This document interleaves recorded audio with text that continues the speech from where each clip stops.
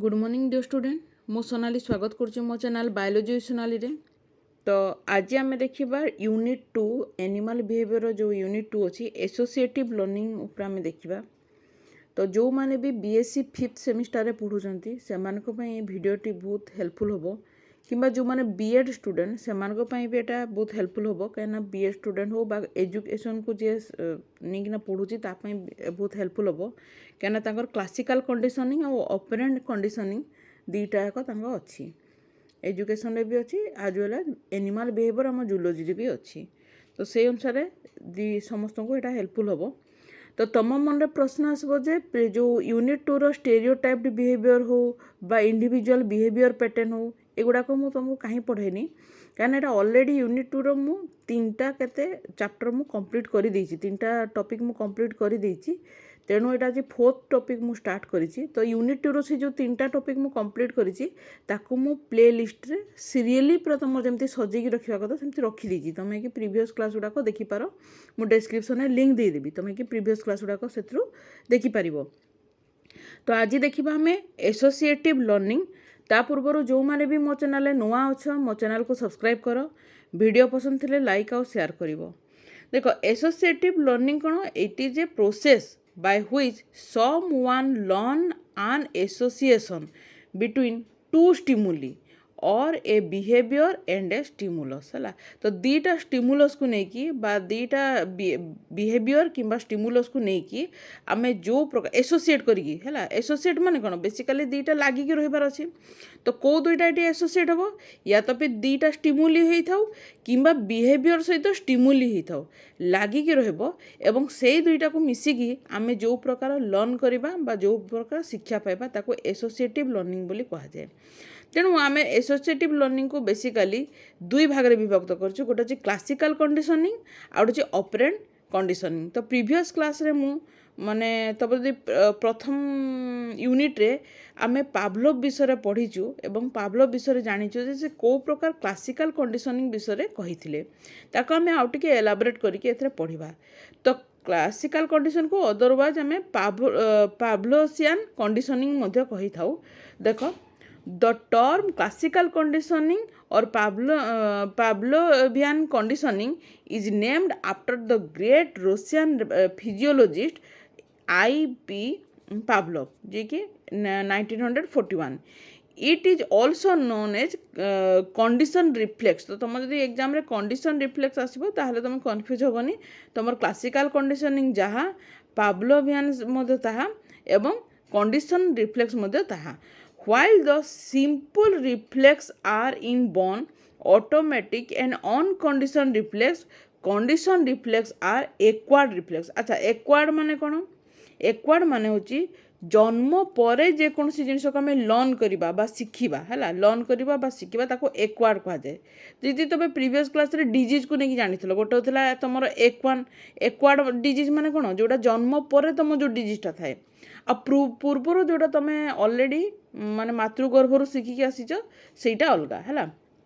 तेणु आमे जदि कहि परिबा जे तमरो जदि आमे देखिबा while the simple reflex are born inborn है ऑटोमेटिकली और अनकंडीशन रिफ्लेक्स है ता माने कोन जदि कंडीशन रिफ्लेक्स को देखिबा जे कि हमर कोन अछि तबर जदि आमे सिंपल रिफ्लेक्स को देखिबा सिंपल रिफ्लेक्स होछि इनबॉर्न बा जन्म हेबा पूर्वरु जोड़ा थाए ऑटोमेटिक हेइ थाए है मन कर हमको कथा कहबाटा आमे लर्न सेटा लर्न हेइ जाय पारे किछिटा एमती प्रकृति थाए जोटा कि माने पक्षी उड़ीबा है कि गुड़ा एटा तो ऑलरेडी जानी थी आगु से माने ऑलरेडी शिखी आसी कि तुम पेरेंटाल केयर विषय जानीच एम्फिबियन मान पेरेंटाल केयर सेटा इनबॉर्न सेटा जन्म होगा पूर्व ऑलरेडी से माने जानी था यही प्रकार केयर तांकर अच्छी किंबा माछर बेली ऊपर जो रेड स्पॉट थाए जहाँ देखिकी फीमेल माने अट्रैक्ट हुअंती सेटा मध्य तुम कौन इनबॉर्न सेटा आगु से माने जानी है यहीटा हूँ reflex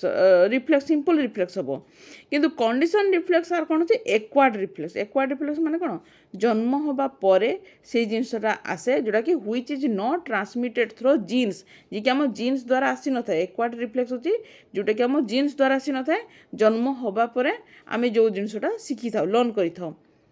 condition reflex can be established और एबोलिश्ड এটা হয়তো তুমি এস্টাब्लिश করিপার বা তাকে রখিপার কিংবা তাকে নষ্ট করিপার বা এবলিশ করিপার হ্যাঁ কাহিঁকি না মনে কর যে জিনিসটা আমি জন্ম পরে শিখি থাও যদি সেটা ভালো জিনিস হয়ে তাকে আমি কোণ করে এস্টাব্লিশ করু ভালো শিক্ষা যদি পাইছু কিছু যদি আমি খারাপ শিক্ষা পাই তাকে আমি সাথে সাথে আমি এবলিশ করা পড়ি থাকে বা আমি নষ্ট করা পড়ি থাকে Pavlov stated that all animal perform two kind of reflexes in order to survive.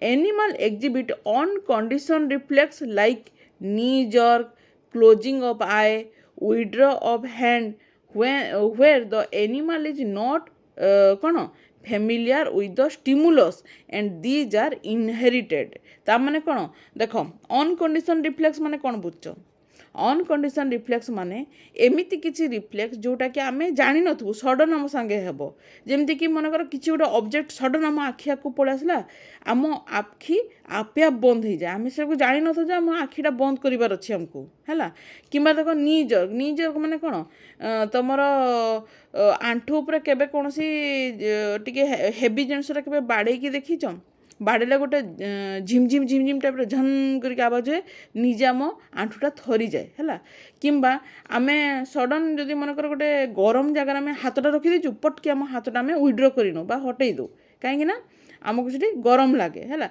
तो एगुड़ा हूँ अनकंडीशन रिफ्लेक्स माने आम आगु किसी जानी न था सडन आम से जिनसा आम फेमिलियर न था बेसिकाली आम से जिनस गुड़ाक हेब बोली आम फेमिलियर न था सडन हो जाए आईगुड़ा हूँ इनहेरिटेड है यहाँ हूँ इनहेरिटेड है the second type of reflex is condition reflex depend upon familiar stimulus अर्थात कंडीशन रिफ्लेक्स माने कौन जदि यही प्रकार किसी आम सहित घटिला ताहले ता बदल आम यहीटा ही करूँ आम कंडीशन रखा आम जाना आम पूर्वर ता संगे फेमिलियर थिबु है पूर्वर आम ता सहित फेमिलियर थिबु है जमीक देख स्कूल बेल बाजिले छुआ मैंने निजर रूटीन चेंज करती बा स्कूल बेल बाजिले यहाँ टिफिन टाइम आम टिफिन खाइबू এইগুড়াক হচ্ছে কোণ কোণ কন্ডিশন সেমানে আগরু অলরেডি তা সହିତ একোয়ান্টেড অছন্তি সেমানে জানিছন্তি হেলা ফ্যামিলিয়ার অছন্তি হেলা সেটা হচ্ছে condition reflex and not heredity এটা হচ্ছে হেরিডিটারি কেবে বি নুহে অনকন্ডিশনটা তোমার হেরিডিটারি কাইনা সেটা সডন আম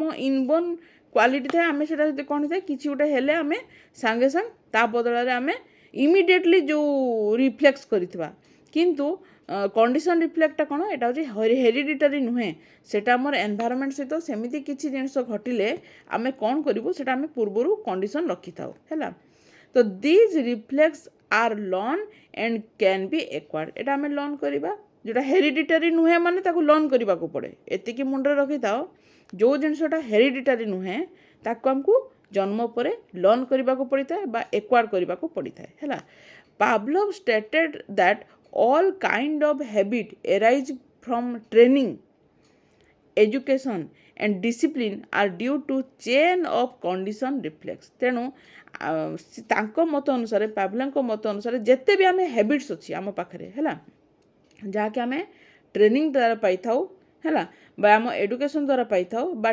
डिसिप्लिन द्वारा पाई था सेटा सब आम कंडीशन रिफ्लेक्ट हम कहीं आम जन्म पर एक्वायर कलु है तो कंडीशन रिफ्लेक्स कौन reflexes developed by training and learning जोटा हूँ एक्सपीरियंस इज कॉल्ड कंडीशन और एक्वायर्ड रिफ्लेक्स तार तुमको जो डेफिनेशन पचारे बा क्वेश्चन आसो जे कंडीशन रिफ्लेक्स कौन those reflex which are developed by कौन ट्रेनिंग किंबा लर्निंग है लर्निंग बा ट्रेनिंग द्वारा आम जो कंडीशनटा आम पाई था सेटा को आम कहीपर जे सेटा हूँ कंडीशन और एक्वायर्ड रिफ्लेक्स है it was first demonstrated by Pavlov 1930 इन डॉग्स है यहाँ भी मतलब क्वेश्चन आसे जे फेमस पावलोव को फेमस जो क्लासिकल कंडीशन थिला केउ प्राणी उपर एटा बेसिकली कराइथिला एक्सपेरिमेंट सेटा हूँ डॉग्स है डॉग उपर से एक्सपेरिमेंट करथिले है तो से कौन कले Pavlov place a hungry dog on ए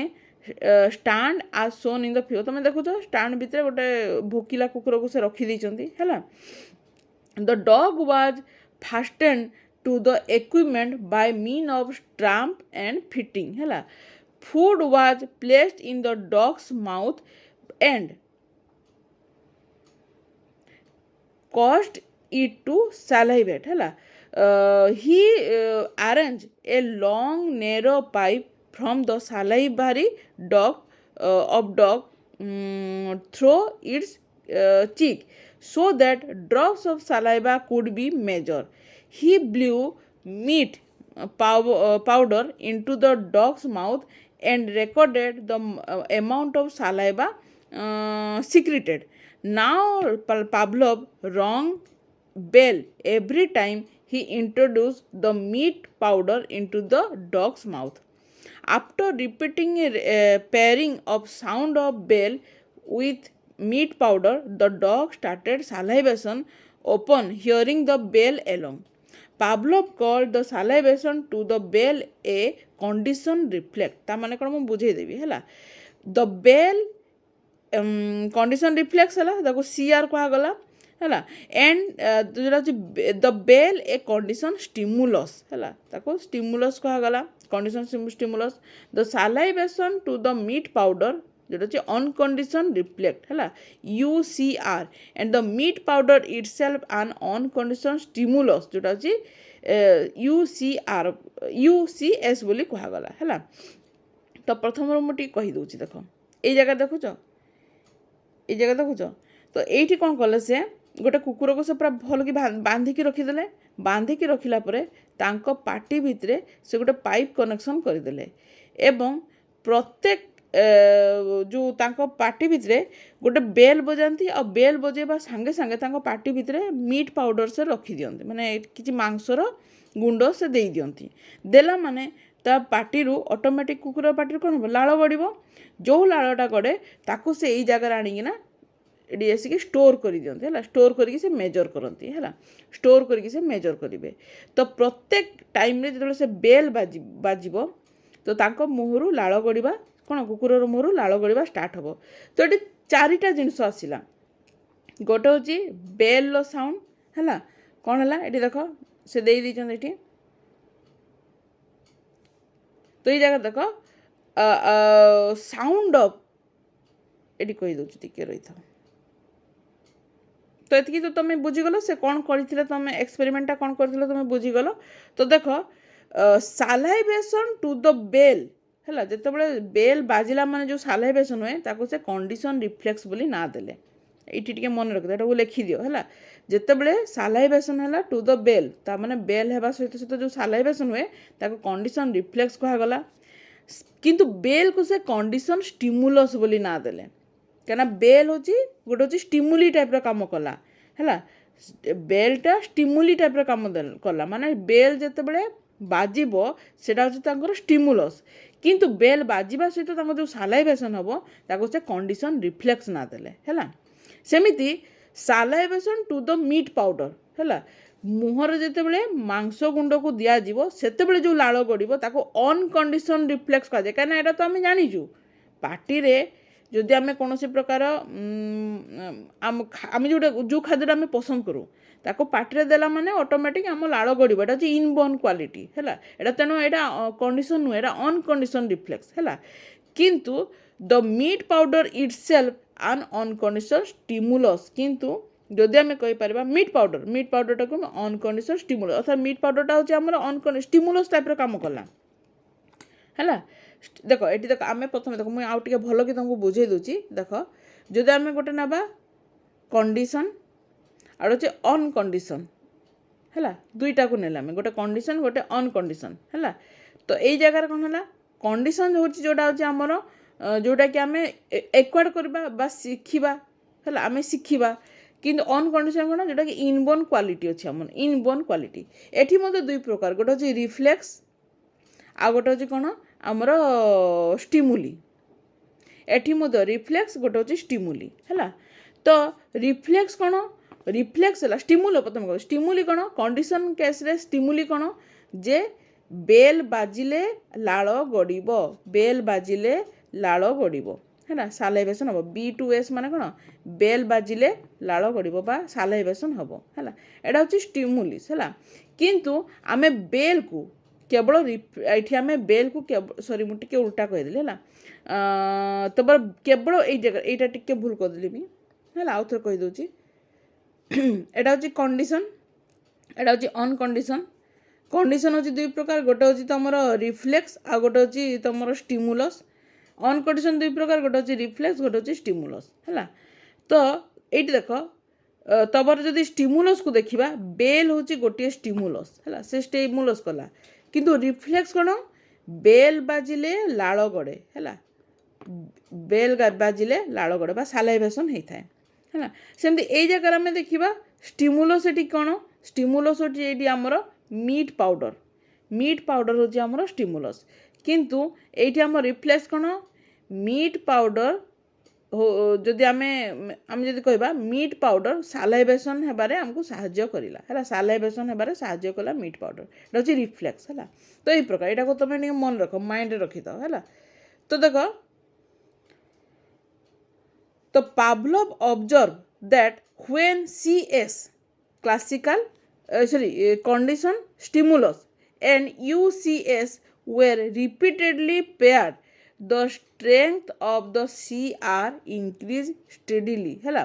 ये देख CS कौन, मुझे तुमको कहती CS कौन, CS हूँ तुम बेल है, जो बेल सहित तुम कौन UCS, UCS माने कौन तुम यहीटा मीट पाउडर है। बेल सहित जो मीट पाउडर को रिपीटेडली दिगला, बेल सहित रिपीटेडली मीट पाउडर को दिगला, बेल बाजिला माने मीट पाउडर दिगला, यहाँ को मन रख है।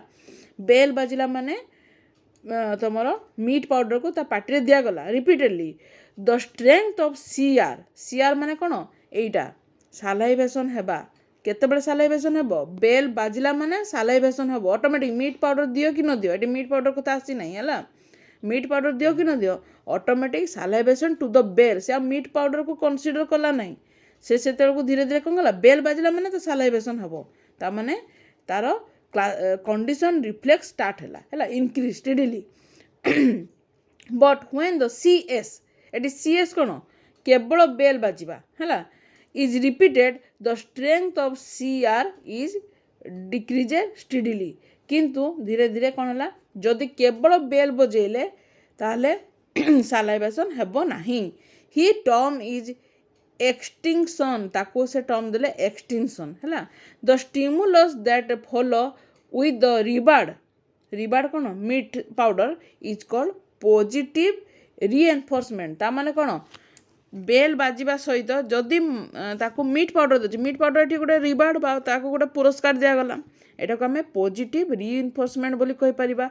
When it associated with punishment है, it is term as negative reinforcement. तो तुम दुईटा जिन जान लो, गोटे हूँ जदि ताको आम रिवार्ड हिसाब रे नेबा ताले ताको पॉजिटिव रीइनफोर्समेंट कहि परिबा, किंतु ताको जदि आम पनिशमेंट हिसाब रे नेबा ताले ताको आम नेगेटिव रीइनफोर्समेंट बोली कहि परिबा।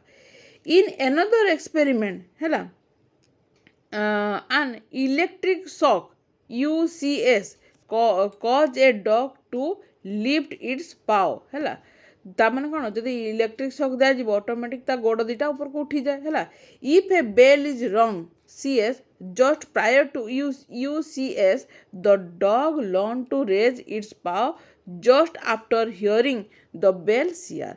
Here the CR is associated with punishment, ताମାନେ कौन आम गोटे पॉजिटिव जानले, क्या मीट पाउडरटा हूँ कौन, मीट पाउडरटा हूँ गोटे रिवार्ड ना, तापाई गोटे रिवार्ड, कितु जदि करेन्ट देवाटा कौन रिवार्ड कि सेटा तो पनिशमेंट ना, तेणु ताको आम नेगेटिव रीएनफोर्समेंट बोली कहि परिबा है। लॉ ऑफ क्लासिकल कंडीशन, तेणु से किछिटा चारिटा लॉ पाखा, से चारिटा लॉ को पोस्टुलेट करले। तो चारिटा लॉ कौन, लॉ ऑफ कंटिन्यूटी है, the stimuli in condition reflex must occur together in time and space. For example, if the meat powder stimulus proceeds the bell ring, conditioning will not occur है। If the bell ringing preceded the meat powder stimulus by the much as 3 seconds, conditioning is hard to establish. Law of repetition कौन, state that condition response becomes progressively stronger and more probable in occurrence with progressively greater number of training trial। ता माने कौन बारंबार गोटे जिनस दिज्व training करा बारंबार training करा ताले प्रोग्रेसिवली एटा मध्य कौन हम रिपीट है माने एटा मध्य कौन हम तांकर कंडीशन रेस्पॉन्सटा मध्य प्रोग्रेसिवली बढ़िबा को लागिवो लॉ ऑफ रीएनफोर्समेंट कौन it mean that if the conditioning stimulus such as rising the bell is present to the condition animal without being associated with the normal stimulus meat powder for a large number of time the condition response salivation will gradually disappear जदि आमे बारंबार एटा को न करके जदि रहीगले meet powder सहित रहीगले करवा नहीं ताले धीरे धीरे एटा ग्रेजुअली डिसअपियर मध्य हेबा को लागि पारे आ लॉ ऑफ इंटरफेरेंस माने कौन it mean that conditioning learning may disappear है फॉरगेटेन बाय न्यू कंडीशनिंग है that interfere with the original conditioning जदि आमे किछि दिन परे नुआ कंडीशन को जदि आमे इंट्रोड्यूस करबा ताले पुन्ना कंडीशन हुए तो धीरे धीरे कौन जीवो डिसअपियर हो जीवो है classical conditioning are primarily 4 types है कौन कौन first order conditioning if the uncondition stimulus is pair with condition stimulus for the number of time ताहले कौन हम condition stimulus along produce a response ता माने जदि बहुत दिन धरिकिना आम जदि अनकंडीशन स्टिमुलस को पेयर करबा कंडीशन स्टिमुलस सहित है ताहले धीरे धीरे कंडीशन स्टिमुलस निजे तार परफॉर्म करबा स्टार्ट करबो this direct pairing of CS with UCS is called first order conditioning है एला एसोसिएटिव कंडीशनिंग बोले कौन बुझिबो एसोसिएट हेकि रहिला कि नहीं सब कंडीशन तो देखो सेकेंड ऑर्डर होची कौन कंडीशन होची if the pairing and presentation of CS जोटा होची sounds of bell है with the second CS है light है recondition the dog and second CS जोटा light it is termed as second order conditioning here the animal is conditioned to the second CS represent along with the first CS तापर positive and negative conditioning कौन if the condition response CR condition reflex is beneficial as unconditioned response that is UCR it is positive conditioning if negative it is negative conditioning दुई प्रकार पारे या तो फिर positive हो पारे कि नेगेटिव हो पारे है तापर देखो classical conditioning is observe in case of ring dove with कौन produce milk in its crop in the breeding season to feed the young one है क्लासिकल कंडीशनिंग आहरी मध्य ऑब्जर्व करता है रिंग डॉग मान केस है जो माने कि मिल्क प्रोड्यूस करते ब्रीडिंग सीजन में जिते यंग माने कौन कहते फीडिंग करते इफ फीमेल रिगोरिगेट मिल्क टाक जगह यूसीआर नहीं when the chick peck at breast feather है after some time just the sight of hungry chick सीएस प्रोड्यूस रेगोरगिटेशन इन पेरेंट है तापरे कौन किसी दिन पर जो चिक ऑटोमेटिक से कौन करे जो तार फीडिंग करने से मिल्क सिक्रीशन होता है तो यहाँ तुम क्लासिकल कंडीशनिंग विषय जानिले तापर आसला ऑपरेंट कंडीशनिंग तो ऑपरेंट कंडीशनिंग विषय आम नेक्स्ट क्लास रे बतेबा आज हूँ क्लासिकल कंडीशनिंग बतेली नेक्स्ट क्लास ऑपरेंट कंडीशनिंग बतेबी आज थैंक यू।